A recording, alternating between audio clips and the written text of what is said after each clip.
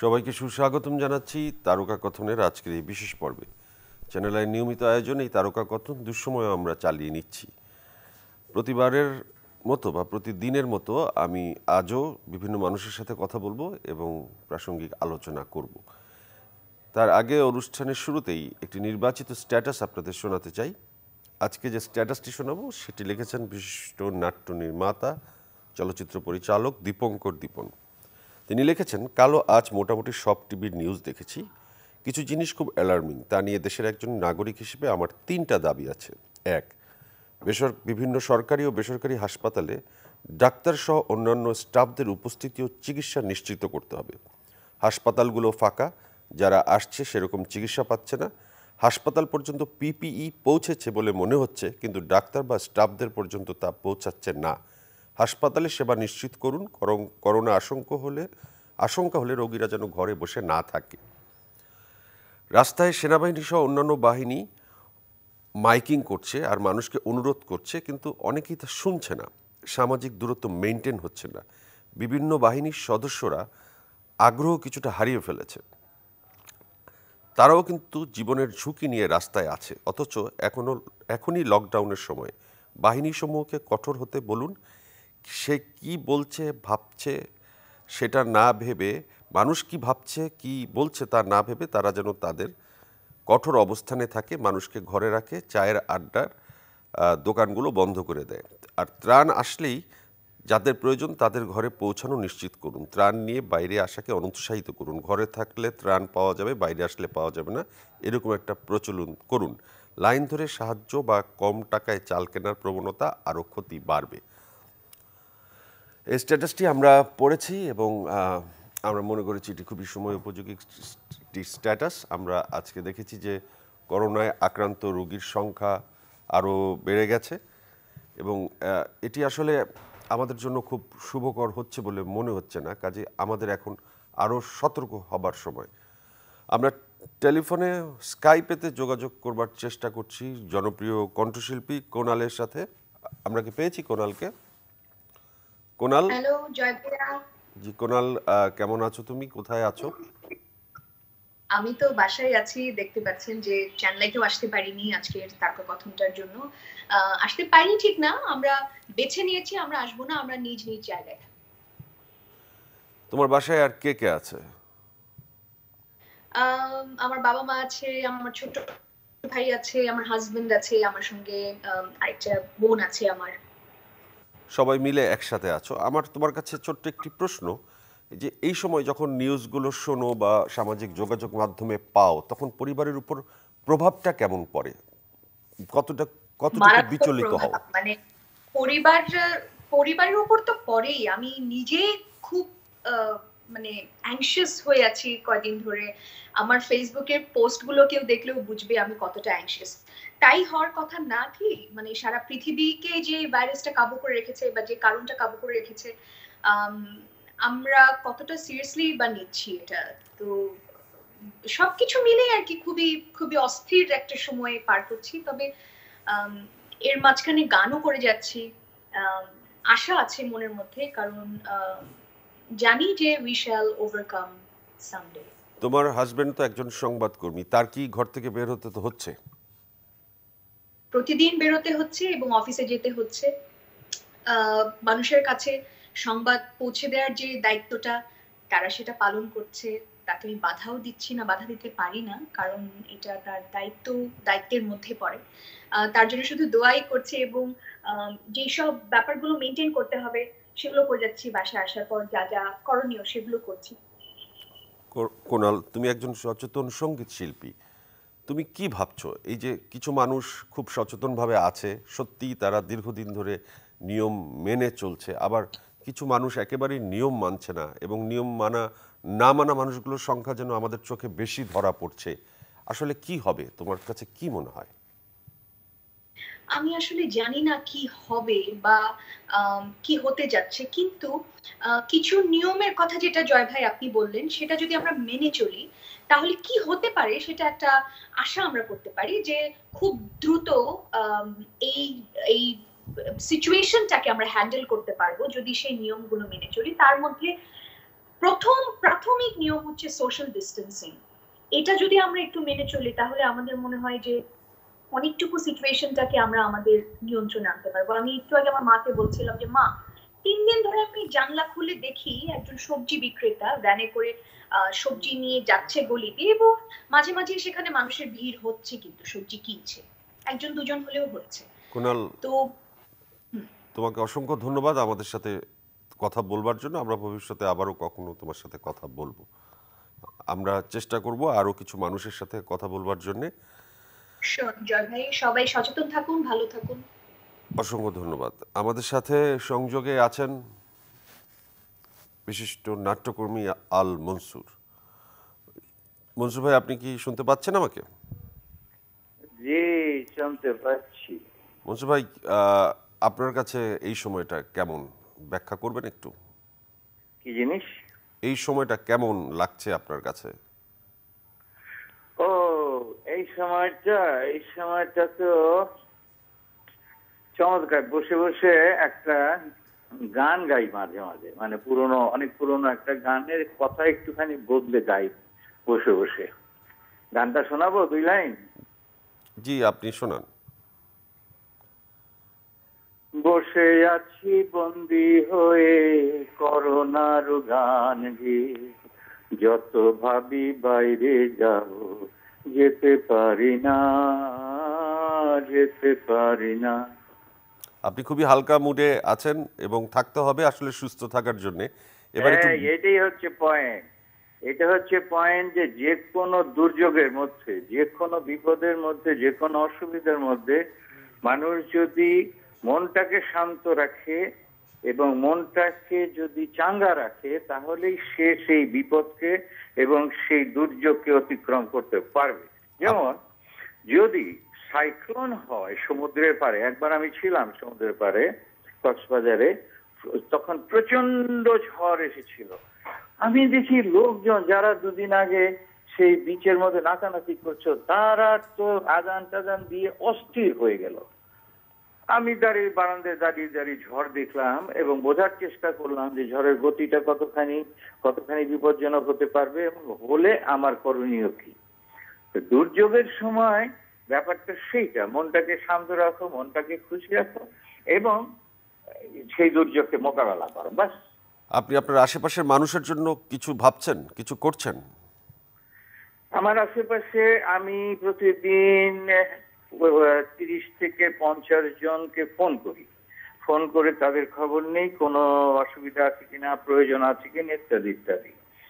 তারপরে আমার আশেপাশে যারা মোটামুটি একটুখানি অসুবিধা আছে অর্থনৈতিক এরকম, তাদের আমি আগেই অন্তত 1 মাসের খাবার দাবারের ব্যবস্থা করে দিয়েছি। অতএব মাসখানেক তাদের কোনো চিন্তা করতে হবে না, থাকার ব্যবস্থা সব ঠিক আছে। এবং আমার প্রতিবেশীদের সবার খোঁজ আমি নিয়মিত নিচ্ছি এবং যোগাযোগ রাখছি। জি, আল মনসুর ভাই, আপনাকে অসংখ্য ধন্যবাদ। ভালো থাকবেন। আমাদের সাথে সংযোগে আসবার জন্য আপনাকে অনেক ধন্যবাদ। ভবিষ্যতে আবারও আপনার সাথে কথা বলবো। ওকে। আমরা আবারও অন্য কারোর সাথে ফোনের সংযোগ করবার চেষ্টা করছি। সংযোগ পেতে পেতে আমি আরেকটি স্ট্যাটাস আপনাদের সাথে শেয়ার করে ফেলি। শেখ রাশিদুল বারী ইকবাল লিখেছেন, আমার আব্বা একজন চূড়ান্ত রকমের এক্সপার্ট গার্মেন্টস অ্যাডমিনিস্ট্রেটর। নিজের বাবা বলে বলছি না, লেখাটা পড়লে বুঝবেন। ইডি হিসেবে তিনি মালিক পক্ষকে বুঝিয়ে এবং সম্পূর্ণ দায়িত্ব নিজের কাঁধে নিয়ে গত 25 মার্চের বিকেলের মধ্যে যারা ফ্যাক্টরির প্রায় 3300 কর্মকর্তা কর্মচারীর 1 মাসের বেতনের বেসিক টাকা দিয়ে 11 এপ্রিল পর্যন্ত ছুটি দিয়েছিলেন 15 দিন। সেখানে শেষ নয়, তার নির্দেশনা মোতাবেক কোম্পানির প্রত্যেকটি শ্রমিকের মোবাইল নম্বর ও ঠিকানা একটি নতুন রেজিস্টারে লিপিবদ্ধ করেছিলেন তার ম্যানেজারকে দিয়ে। সেটা স্ক্যান করে এমডি থেকে নিয়ে ডিপার্টমেন্ট ওয়াইজ ম্যানেজার লেভেলের সবার কাছে ইমেল করেছিলেন। যদি কোনো কারণে সাধারণ ছুটি বাড়ে তাহলে যেন তাৎক্ষণিকভাবে আপডেট পাওয়া যায়, এটা মাথায় রেখে। এছাড়া করোনা দুর্যোগের কয়েকদিন ফ্যাক্টরি খোলা ছিল। তিনি প্রত্যেকের জন্য ওয়াশেবল মাস্ক, এন্ট্রি পয়েন্টে হাত পা ধোয়া এবং প্রত্যেক ঘন্টায় ফ্লোর মোছার পদক্ষেপ নিয়েছিলেন। আজ বিকেলে 14 তারিখ পর্যন্ত ছুটির প্রজ্ঞাপন দেখার পর থেকেই তিনি লাগাতার ফোনে আছেন। প্রত্যেক ম্যানেজারকে কল করে তাদের সব অর্ডিনেটরকে 14 তারিখ পর্যন্ত জানানো হয়েছে, এটা ছুটি বাড়ানো হয়েছে, এটা কনফার্ম করেছেন। এরকম দায়িত্বশীলতার পরিচয় যদি সবাই দিত তাহলে অবশ্যই দেশে গার্মেন্টস শ্রমিকরা এইভাবে মহামারীর মতো ঢুকতো না। আমরা এখন টেলিফোনের সংযোগে পেয়েছি বিশিষ্ট ব্যবসায়ী বারবিটার তিনবারের সাবেক সফল সভাপতি হাবিবুল্লাহ ডন।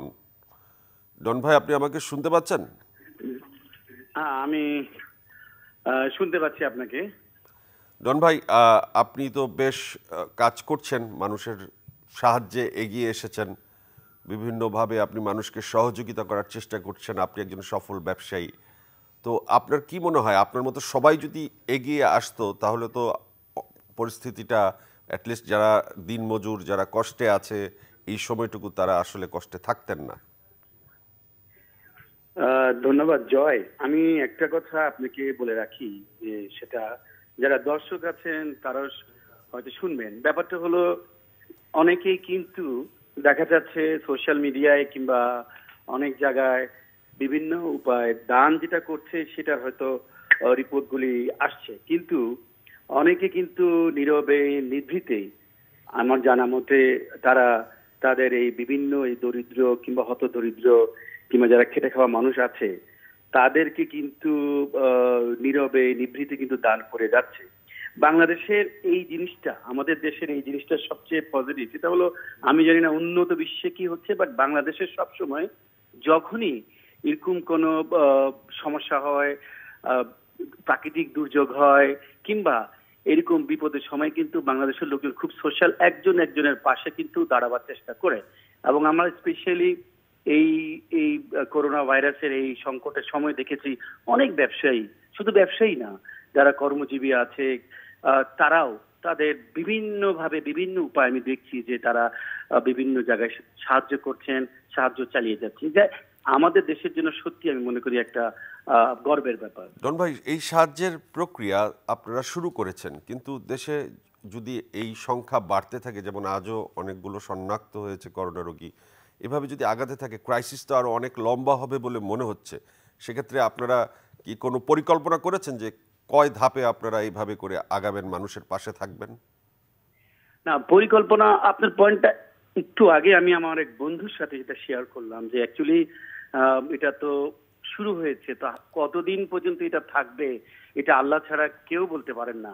আমরা হয়তো কিছুটা হয়তো অ্যাজাম্পশন করছি যে এটা হয়তো 1 মাস 2 মাস 3 মাস কিংবা কতদূর যাবে, বাট ধরুন ব্যক্তিগতভাবে আমরা ব্যবসায়ীরা যারা আছি কিংবা সমর্থবান যারা আছি তারা চেষ্টা করছি যে এই মানুষগুলির পাশে দাঁড়ানোর জন্য। আমি একটা পয়েন্ট বলে রাখি, এই পয়েন্টটা যদি সবাই একটু নোট করেন, যারা সামর্থ্যবান আছেন, যাদের জাকাত দেওয়ার যেই সামর্থ্যটা আছে, তারা কিন্তু সামনে যেই রোজা আসছে, আমরা রোজাতে জাকাতের একটা লিস্ট করি যে যার যার সম্পদ থেকে 2.5% আমরা জাকাতে দেই। এই মহামারীর সময় আমরা কিন্তু ওই অ্যামাউন্টটা যদি মাথায় রাখি যে আমরা নিডি মানুষদেরকে কিংবা যারা হতদরিদ্র যাদের দরকার তাদের পাশে জাকাতের টাকাটা নিয়ে যদি আমরা দাঁড়াতে পারি, সেটা কিন্তু অনেকটা, আমি মনে করি অনেকটা পজিটিভ হবে। আরেকটা কথা বলে রাখি যে আমরা ব্যক্তিগতভাবে ত্রাণ নিয়ে যাওয়া কিংবা ত্রাণ দেওয়া, ইট ইজ বড় চ্যালেঞ্জের ব্যাপার। কোথাও গেলে দেখা যায় অনেক লোকজন এসে জড়ো হচ্ছে, যেটা সত্যি এখনকার সময় যে সামাজিক দূরত্ব বজায় রাখার কথা বলা হচ্ছে সেটা আর থাকছে না। সেই জন্য সরকারের পক্ষ থেকে যে নির্দেশনা দেওয়া আছে, যদি আমরা এরকম করি যে প্রশাসন কিংবা জনপ্রতিনিধি তাদের মাধ্যমে আমরা এই ত্রাণগুলো দেই, তাহলে সঠিকভাবে এটা ডিস্ট্রিবিউট হবে এবং কারা পাচ্ছে কারা পাচ্ছে না। অবশ্যই ডন ভাই, এবং আপনার কথার সাথে একটি কথা সংযোগ করতে চাই যে আমরা শুনতাম যে বাংলাদেশের মানুষের কাছে যত টাকা আছে, যাদের টাকা আছে তারা যদি সঠিকভাবে জাকাত আদায় করতো তাহলে বাংলাদেশের কোনো দরিদ্র মানুষ থাকতো না। আমার মনে হয় এই সময়টুকু যারা ধনী তারা সবাই জাকাতের ব্যাপারে একদমই সঠিক হবেন। আপনাকে অসংখ্য ধন্যবাদ আমাদের সাথে সংযোগে থাকবার জন্য। ভবিষ্যতে কোনো এক সময় আবার আপনার সাথে কথা হবে। আপনাকে ধন্যবাদ, এবং সারা বাংলাদেশের সবাইকে আমি সবার জন্য আমি কামনা করবো সবার জন্য ভালো থাকে, সুস্থ থাকে, আল্লাহ যেন এই বিপদ থেকে, মহামারী থেকে আমাদের রক্ষা করে। জি ধন্যবাদ। আমাদের সাথে টেলিফোনে এখন সংযোগ আছেন, আমরা টেলিফোনে কি পেয়েছি? আমরা চেষ্টা করছি আরও কিছু মানুষের সাথে টেলিফোনে কথা বলার। আমাদের সাথে টেলিফোনে আছেন আনোয়ারুল আবেদিন খান তুহিন, এমপি, ময়মনসিংহ ৯। তুহিন ভাই, আপনি কি আমাকে শুনতে পাচ্ছেন? আমাদের সাথে আছে আনারুল আবেদিন খান তুহিন, জি ভাই, শুনতে পাচ্ছি ময়মনসিংহ। আপনাকে। এমপি সাহেব, আপনি তো আপনার এলাকাতে আছেন, ময়মনসিংহে জি নান্দাইল। ভাই, আমি নান্দাইলে আছি। আপনি যে মুহূর্তে ফোন করলেন তখন আমি উপজেলা প্রশাসনের সাথে মিটিং আছিলাম। আচ্ছা, কি অবস্থা আপনার গ্রাম, আপনার এলাকার মানুষ, সেখানকার পরিস্থিতি? আপনি সেখানে বা কেনই বা আছেন, সেই জায়গাটিতে কতদিন ধরে আছেন, একটু ব্যাখ্যা করবেন পুরো বিষয়টি? থ্যাংক ইউ ভাইয়া, জয় ভাই, আপনাকে অনেক ধন্যবাদ। জি, আপনি শুনতে পাচ্ছেন? হ্যাঁ, শুনতে পাচ্ছি জয় ভাই। জি, আপনি একটু বলবেন কি জি যে জি। আপনার এলাকার অবস্থাটা কি, আপনি কি করছেন, মানুষ কেমন আছে, মানুষ কি আপনাদের প্রশাসনের কথা শুনছে কিনা, মানুষ কি নিয়ম মানছে কিনা, জি বলেন ভাই। জি, ধন্যবাদ জয় ভাই। আমি আপনাকে ধন্যবাদ জানাই আমায় কানেক্ট করার জন্য। আপনি ভালো আছেন ইনশাল্লাহ? জি, আলহামদুলিল্লাহ। জি ভাই, আমরা মাননীয় প্রধানমন্ত্রীর নির্দেশক্রমে এই উপজেলায় আপনার টোটালি একটা লকডাউন পালন করে আসি, উপজেলা প্রশাসন সহ আমরা সকলে। একটা জিনিস খুব সহজ, যে আসলে গ্রামের মানুষকে বাজার থেকে বাড়িতে ধরে রাখা খুব কষ্টকর কাজ। তারপর প্রাণান্তর চেষ্টা করছি এটা করার জন্য। কালকে একটা ভুল হয়ে গেছে, সেটি হলো যে হঠাৎ করে গার্মেন্টস খুলে দিয়ে আবার গার্মেন্টস বন্ধের একটা সিদ্ধান্ত। এদিকে গার্মেন্টস এর ম্যাক্সিমাম লোকজন আমার এলাকায় বসবাস করে, এরা ঢাকার পথে রওনা হয়ে আবার বাড়িতে ফিরে আসে। এটা একটা ভুল হয়েছে, যে ভুলটা কারা করেছে আমি জানি না, কিন্তু এটা একটা ভুল। আর সামগ্রিকভাবে সরকারের ত্রাণ ব্যবস্থা অব্যাহত আছে। আপনি জানেন কিছু ভাসমান মানুষ আছে, রিক্সাওয়ালা, চাওয়ালা, ভিক্ষুক, এই ধরনের কিছু ভাসমান মানুষ আছে। আমরা এদেরকে চেষ্টা করছি। প্রথম বরাদ্দ ছিল 29 মেট্রিক টন, এটা আমরা সুষ্ঠুভাবে কোনো জমায়েত ছাড়া রাতের অন্ধকারে বাড়িতে বাড়িতে পৌঁছাইছি। ইদানিং আবার আরেকটা 13 মেট্রিক টনের আরেকটা বরাদ্দ আসে। এটার জন্য আজকে আপনি যে মুহূর্তে ফোন করলেন তখন আমাদের একটা মিটিং চলছিল, নিরাপদ দূরত্ব বজায় রেখে ইউনিয়ন পরিষদের সমস্ত চেয়ারম্যান, ইউনিয়ন পরিষদের সভাপতি, সাধারণ সম্পাদক, উপজেলার নির্বাহী অফিসার এবং উপজেলা চেয়ারম্যান সহ সমস্ত কর্মকর্তারা এই দ্বিতীয় বরাদ্দের এই ত্রাণটি কিভাবে আমরা বিতরণ করব এইগুলোর বিষয়ে কথা হচ্ছিল, তখনই আপনাদের ফোন। সামগ্রিকভাবে এই উপজেলায় কোনো আক্রান্ত নেই। আমাদের হাসপাতাল প্রস্তুত আছে, হাসপাতালে একটা ইউনিট প্রস্তুত করা হয়েছে করোনা ভাইরাসের ইউনিট হিসাবে। আমার উপজেলার সমস্ত কমিউনিটি ক্লিনিক গুলা প্রস্তুত আছে, সেখানে কোনো রকম তথ্য থাকলে তাৎক্ষণিকভাবে উপজেলা জানানো হয়। এদিক থেকে আমরা আল্লাহর রহমতে, আপনাদের দোয়ায় আমরা এখন পর্যন্ত নিরাপদে আছি, বাকি আল্লাহর ইচ্ছা। এবং আমি আপনাকে বলবো, আপনি যেভাবে এলাকায় থেকে মনিটরিং করছেন, বাংলাদেশের বেশি সব এমপি যদি এইভাবে তার তার এলাকায় গিয়ে এবং এই তদারকিগুলো করতেন, তাহলে আমার মনে হয় যে এই সময়ের জন্য প্রত্যেকটি এলাকা সেফ থাকতো। এবং আপনার মাধ্যমে আপনার এলাকাবাসীর কাছে চ্যানেল আইয়ের পক্ষ থেকে এই সতর্কতা আমরা জানাতে চাই, যে নির্দেশনা সরকার থেকে দেওয়া হয়েছে, যে স্বাস্থ্যবিধির নিয়ম মেনে চলার কথা বলা হয়েছে, তা আপনারা মেনে চলবেন। কারণ আপনাদের ভালো থাকার উপর নির্ভর করে বাংলাদেশের সবার ভালো থাকা, এবং প্রত্যেকটি মানুষের উপর নির্ভর করে এখন বাংলাদেশ। আপনাকে অসংখ্য ধন্যবাদ ভাই আমাদের সাথে সংযোগে আসবার জন্য। আমরা তারকা কথনের একদমই শেষ পর্যায়ে চলে এসেছি। তবে যেই বিষয়টি আসলে চিন্তার হয়ে দাঁড়াচ্ছে, যে আমরা ভেবেছিলাম যে এই রোগটি আমাদের দেশে তাপমাত্রার কারণে কিংবা হয়তো মহামারী আকার ধারণ করবে না, কিন্তু আজও রোগীর সংখ্যা খুব ধাই ধাই করে বেড়েছে। এ বিষয়ে আসলে এখন একটু আমরা শঙ্কিতই হয়ে পড়েছি, এবং আমাদের সতর্কতা আরও বাড়ানোর সময় এসেছে। কিন্তু মানুষ যারা ঘরে দীর্ঘদিন ধরে ছিল, তারা একটু হাঁপিয়ে উঠেছে, আবার বাইরে মানুষ বের হয়ে যাচ্ছে জীবিকার তাগিদে। এই বিশাল জনগোষ্ঠীকে সামলানো আসলে একটু কঠিন। আমরা তবু চেষ্টা করব যে যার জায়গা থেকে সুস্থ থাকতে, ভালো থাকতে, নিয়ম মেনে চলতে। আপনাদের সাথে আবার দেখা হবে বেঁচে থাকলে। অসংখ্য ধন্যবাদ।